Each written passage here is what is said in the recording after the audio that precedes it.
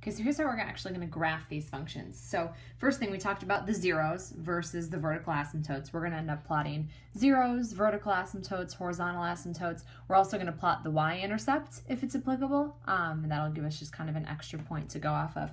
So first step, we are going to find the zeros, and the zeros are also known as the x-intercepts. Those things are one and the same.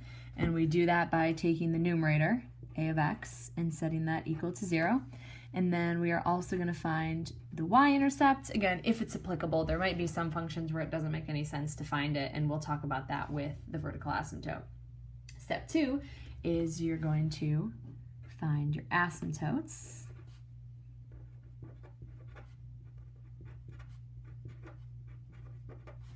So both vertical asymptotes and horizontal asymptotes, and you've got those rules right up above on how to find those. So vertical asymptotes and horizontal asymptotes.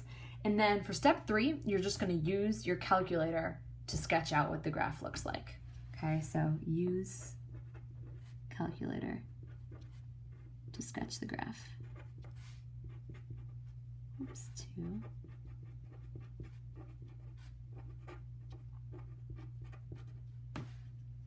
So the reason we do this is that we're looking for kind of the main features of the graph, but then every graph is going to be so different. It's way different than like linear functions or quadratic functions. Every linear function is a line. They're all the same. Every quadratic function is a parabola. They're all the same.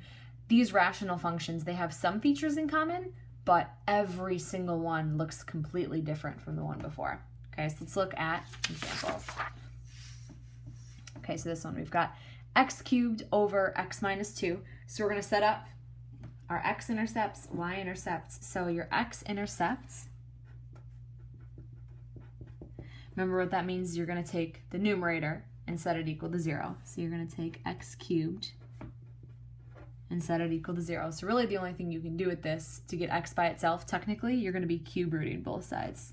So cube root of 0 is still 0. So that means that our x-intercept, the only one, is at x equals 0. So let's start plotting things.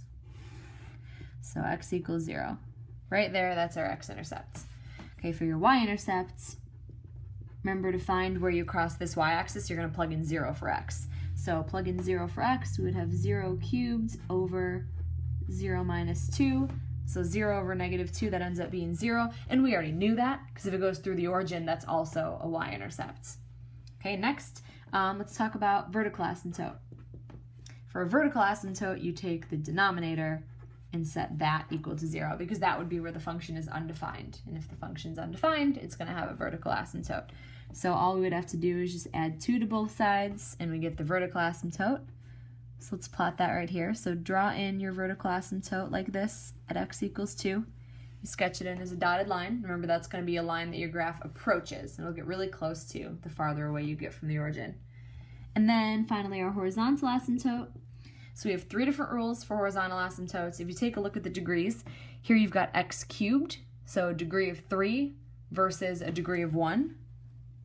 So you've got a degree of 3 in the numerator, which is greater than a degree of 1 in the denominator, and therefore, according to our rules, there is no horizontal asymptote. I still need you to write that. Even if that's the case, that you have 0 or no horizontal asymptotes, I still want you to write it, because that tells me you at least remembered to check for a horizontal asymptote, and you didn't just forget about that step completely. Okay, so we have these features drawn out. Next, we're just going to plug our function into the calculator. So of course I forgot my calculator, but this works just as well. So we're going to add a graph page. So in a new document, add a graph page, and we're going to set up a little fraction. That's a rational function. So control and then the division key. We will start with an x to the 3rd power in the numerator. And then down in the denominator, we'll have an x minus 2. So you're just typing in, right here you type in exactly what your function is. Go ahead and hit enter and it will graph it. And so our graph looks like that. So if you look back at what we had on the page, this shape makes sense. And then it seems like there should be something on the right side. So if that's ever the case, go ahead and zoom your graph out. And we're going to do that by clicking the menu key. And you've got this whole window zoom option right here. And we are going to be zooming out. So you just center it at the origin, that's fine. And just zoom out until you see what you're supposed to be seeing. There it is. Okay, so you can see over on the right-hand side here, it actually does this sort of like parabola little shape like this. All right, so we're gonna graph that function. Now notice we are way zoomed out. We're going from 70 to 80, 60 to 30. So we're gonna make a graph that makes a little bit more sense for us. But remember what it does, it kind of comes down to the right like this, looks almost like the left hand of a parabola, goes through this point, kind of wiggles back around and approaches the asymptote. So that's the left piece. And then what it does up here is it glides along the asymptote, doesn't go all that far though before it turns around and goes back up. Okay, so it's going to look something like that. So graph your function, make sure you know how to use the calculator well enough that you'd be able to zoom in or out or get a different window on the graph, whatever you need to do to get the right picture. Okay, next example, kind of a story problem here. You've got a boat traveling upstream. We have R1 miles per hour is the speed, and then it's traveling back at R2 miles per hour. The average speed is given by this formula. Okay, so that turns into a rational function. And so we're going to start with draw the graph of R2 equals 15 miles per hour. So what we're going to do is plug in R2 equals 15. So I'm just going to rearrange this function up here. So 2 R1 and then plugging in 15 for R2 over R1 plus 15. So multiply the 2 times 15, we get 30 R1 and then over R1 plus 15. So that's the function that we're going to be graphing. Same steps that we did up above, x-intercept, y-intercept, vertical asymptote, horizontal asymptote, and then your calculator can do the rest. So x-intercepts, or I guess it would be our R1 intercepts. So we set the numerator equal to 0, take 30 R1 and set that equal to 0, and then you would just divide both sides by 30 in order to get R1 by itself. So 0 divided by 30 is still 0. So start to graph your function over here. So right at 0. So these are R1 values, and then the dependent variable is capital R, according to this function right here. So our R1 intercept is right at 0. We're going to do the same thing for our y-intercept, which here is the capital R intercept. So plug in 0 for R1. So you'd have 30 times 0, and then over 0 plus 15. So the numerator is 0, the denominator is 15. That still ends up being 0, but we already had that plotted right there. So there will be times where that's not the case. That's why I'm trying to show you all these steps. Vertical asymptote. For vertical asymptote, you take the denominator and set it equal to 0 to see where the function would be undefined. Subtract 15 in order to get R1 by itself. So we end up with R1 equals negative 15. So let's plot that.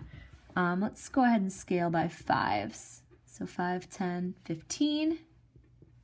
Sketch in a negative 15. So that's your vertical asymptote. That's a line that your graph will approach, but not actually cross over. And then finally our horizontal asymptote. So take a look at the degrees. This is a degree of 1. This is a degree of 1. So 1 equals 1. So that means that our, that means that our horizontal asymptote is going to be the ratio of these coefficients. So the horizontal asymptote is 30 over 1, which is 30. Okay, so let's scale this by 10. So 10, 20, 30. So that is your horizontal asymptote is up there at 30. So remember, the way that your graph is split up, you should be expecting at least 2 pieces. So let's go take a look at our graph. So this is the one from earlier, so I'm going to clear this out. So if you hit tab and then arrow up, you can delete that. So clear it out and let's put in a new one. So another fraction, we're going to have 30, just replace the variable with x, and then x plus 15. So when we graph it, it's going to get kind of a weird picture of the graph, but you can still see we would have our vertical asymptote running right down here. Our horizontal asymptote would run right along here, and you have kind of these boomerang shapes, upper left and then lower right. So we can graph that. Okay, so we'd have a shape right in here, like that, and then another piece. Make sure you actually make it through the intercepts, like that. All right, so that's what this graph looks like. Let's quickly answer part B and part C. What's the R-intercept of the graph? So we found this right here. R-intercept equals 0. So R equals 0 was your R-intercept, and we got that just by plugging in 0 for R1. What domain and range values are meaningful in the context of the problem? Okay, so think, context of the problem. R1 is in miles per hour. R is in average speed. you're always going forward. So like if we were just graphing the equation, this is what we'd come up with. But when we're talking about story problems, we've got context behind it. And so both of them only make sense in terms of positive values. Okay, so only positive values actually make any sense when we're talking about the context of the problems. It only makes sense that R1 would be positive. You travel upstream at positive miles per hour. You can't ever have a negative speed. And then same thing with average. It only makes sense that it would be positive. So it's really just like this little positive portion of the graph that would actually make any sense when you're talking about a story problem. Okay, that's it.